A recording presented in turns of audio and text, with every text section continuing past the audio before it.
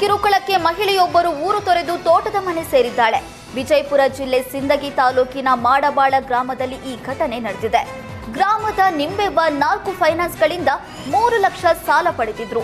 ಚಿನ್ನದ ತಾಳಿ ಮಾರಿ 2 ಲಕ್ಷ ಸಾಲವನ್ನ ವಾಪಸ್ ತೀರಿಸಿದ್ರು. ಆದ್ರೆ ಇನ್ನೂ 1 ಲಕ್ಷ ಕಟ್ಟುವಂತೆ ಫೈನಾನ್ಸ್ ಸಿಬ್ಬಂದಿ ಟಾರ್ಚರ್ ನೀಡಿದ್ದಾರೆ.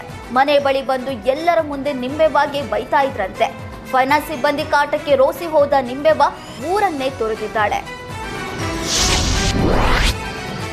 ಗದಗದಲ್ಲೂ ಬಡ್ಡಿ ದಂಧೆಕೋರರ ಅಟ್ಟಹಾಸ ಮಿತಿ ಮೀರಿದೆ.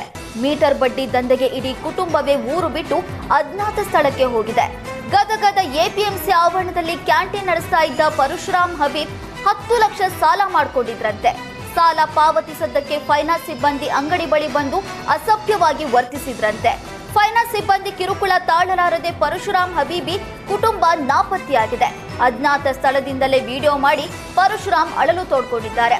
ಮೈಕ್ರೋ ಫೈನಾನ್ಸ್ ಕಾಟಕ್ಕೆ ಜೀವನ ನಡೆಸುವುದು ಕಷ್ಟವಾಗಿದೆ. ಕಿಡ್ನಿ ಮಾರಾಟ ಮಾಡಿ ಸಾಲ ತೀರಿಸಲು ಮುಂದಾಗಿದ್ದೆ. 2 ಬಾರಿ ಆತ್ಮಹತ್ಯೆ ಮಾಡಿಕೊಳ್ಬೇಕು ಅಂತಾಲೂ ನಿರ್ಧರಿಸಿದ್ದೆ. ನನ್ನ ಜೀವ ಕಳೆದುಕೊಳ್ಳುವ ಮೊದಲು ಪರಿಹಾರ ಕೊಡಿಸಿ ಅಂತ ಮನವಿ ಮಾಡಿದ್ದಾರೆ. ಮೈಕ್ರೋ ಫೈನಾನ್ಸ್ ಕಿರುಕುಳಕ್ಕೆ ರಾಜ್ಯದಲ್ಲಿ ಬಡವರ ಬದುಕು ಹೈರಾಣಾಗಿದೆ. ದಾವಣಗೆರೆಯಲ್ಲೂ ಮೈಕ್ರೋ ಫೈನಾನ್ಸ್ ಭೂತಕ್ಕೆ ಉಪನ್ಯಾಸಕನ ಕುಟುಂಬ ಕಣ್ಣೀರಿನಲ್ಲಿ ಕೈ ತೊಳೆಯುವ ಪರಿಸ್ಥಿತಿ ಎದುರಾಗಿದೆ. ಉಪನ್ಯಾಸಕ ರವಿ ಮನೆ ದಾಖಲೆ ಆಧಾರದ ಮೇಲೆ 6 ಲಕ್ಷ ಲೋನ್ ಪಡೆದಿದ್ರು. 1.5 ವರ್ಷ ಪ್ರತಿ ತಿಂಗಳು 9,000 ರೂಪಾಯಿಯಂತೆ 1,66,000 ರೂಪಾಯಿ ಸಾಲ ಮರುಪಾವತಿಸಿದ್ರು. ಆದರೆ ಇತ್ತೀಚೆಗೆ ಕೆಲಸವಿಲ್ಲದ ಕಾರಣ ಉಪನ್ಯಾಸಕ ರವಿ ಕಂತು ಕಟ್ಟೋದನ್ನ ತಪ್ಪಿಸಿದ್ರು.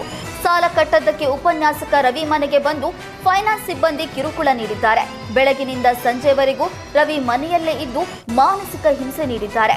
ಫೈನಾನ್ಸ್ ಸಿಬ್ಬಂದಿ ಕಾಟಕ್ಕೆ ರೋಸಿ ಹೋದ ರವಿ 3 ಮಕ್ಕಳು ಹಾಗೂ ಪತ್ನಿ ಸಮೇತ ಊರು ಬಿಟ್ಟು ಹರಪ್ಪನಹಳ್ಳಿಗೆ ಶಿಫ್ಟ್ ಆಗಿದ್ದಾರೆ. ಫೈನಾನ್ಸ್ ಕಿರುಕುಳದಿಂದ ಮುಕ್ತಿ ನೀಡುವಂತೆ ಆಗ್ರಹಿಸಿದ್ದಾರೆ.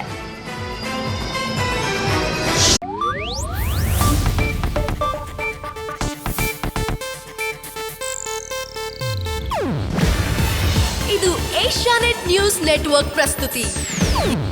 ನೀವು ನೋಡ್ತಿದ್ದೀರಾ ಏಷ್ಯಾನೆಟ್ ಸುವರ್ಣ ನ್ಯೂಸ್.